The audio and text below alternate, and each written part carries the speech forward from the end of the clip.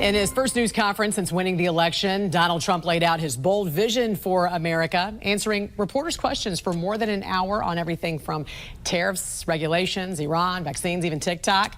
Joining us this morning with more on some of the big takeaways is Trump's future White House press secretary, Karoline Leavitt. Good morning to you, Karoline. Also, congratulations on your new role, the youngest press secretary in the nation's history. Thank you so much, Jen. It's great to be with you. Thanks for having me. Of course. I want to start with what President-elect Trump said about restoring our nation to full prosperity. Of course, one of the top issues for voters, he said preparations right now are underway to slash massive job-killing regulations. What are some of the reforms we can expect? President Trump is going to unleash his America First economic agenda on day one, within minutes of taking the Oval Office.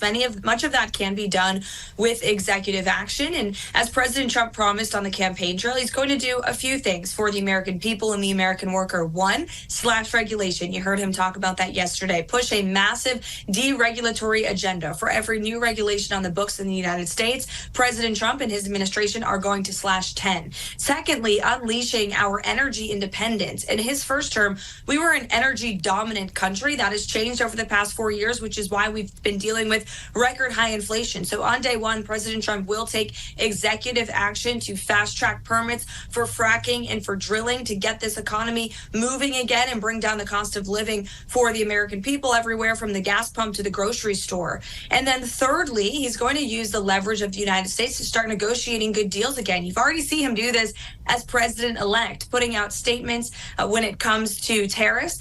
You saw Canadian Prime Minister Justin Trudeau flying to Mar-a-Lago within minutes of President Trump putting that statement out. And then lastly, but arguably most importantly of all, tax relief. It's something President Trump campaigned on. This is something we'll have to move through Capitol Hill, but we have the Senate, we have the House, and we're confident President Trump can sign the largest tax cuts in history again, like he did in his first term. He called this press conference at Mar-a-Lago to announce a major $100 billion investment by Japanese company SoftBank. Where will we see these investments and how many American jobs will this create?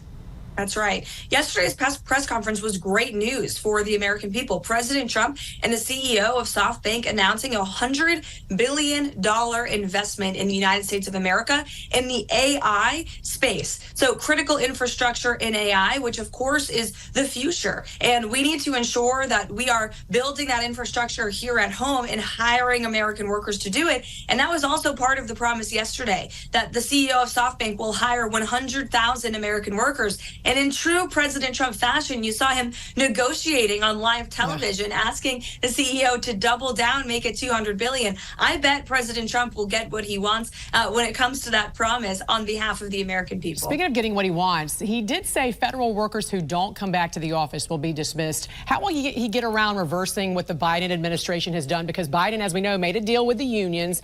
Now, the union president is saying collective bargaining agreements entered into by the federal government are binding and enforceable. Well, not until the new sheriff comes to town. Things are going to change in Washington, D.C. The American people are sick and tired of seeing bureaucrats in Washington who don't even show up for work, living off of their taxpayer-funded salaries. Our federal government is way too expensive, way too big, way too burdensome. All Americans agree with that. And that's why President Trump has created DOGE, the Department of Government Efficiency, which will be an outside organization that serves to consult the government and advise them on ways that we can cut back on waste. One of them is getting rid of this massive federal workforce, or scaling it back significantly, I should say. And this will, of course, be led by Elon Musk and Vivek Ramaswamy, two highly respected businessmen in their own rights who have run multi-billion-dollar companies and know what they're doing when it comes to slashing waste and getting the government moving. Until the new sheriff comes into town, the current sheriff, Biden, in his final weeks, also trying to sell off pieces of the border wall. When will Trump begin construction again on the wall? And tell us more about his deportation plans now.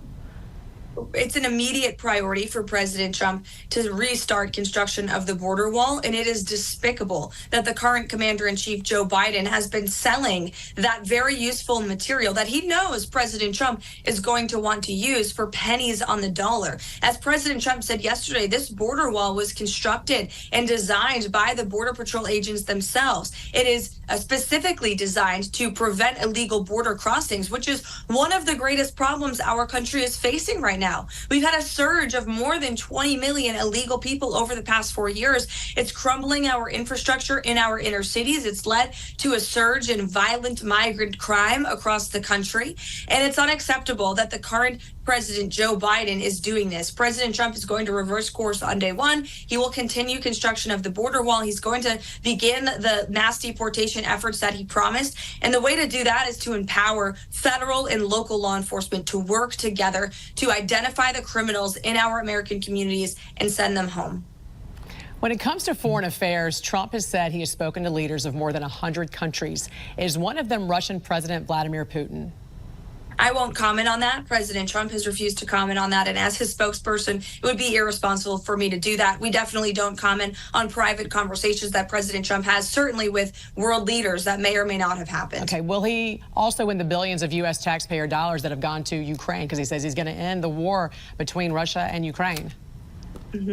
Well, President Trump is committed to doing that, and it's about time. Again, the American taxpayers are sick and tired of funding this war. There have been many lives lost on both sides. I think all Americans can agree we want peace around this world, and President Trump was a peacemaker in his first term. He will do that again in his second term. Talk about the difference very quickly between how Trump plans to protect Israel versus what we've seen with the Biden administration.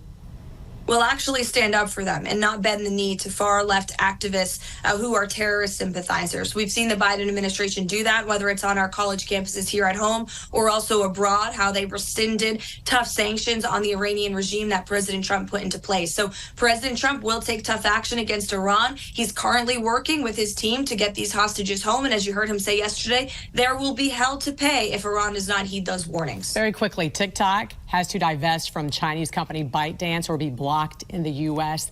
The CEO of TikTok did meet with Trump. Will Trump try to save this social media app, do you think? You heard him talk about it yesterday. He loves TikTok. It has a special place in his heart. I know the American people love it. He'll find a common ground solution. All right. Incoming White House Press Secretary Caroline Leavitt. Always a pleasure to talk to you. Thanks for joining us. Thank you.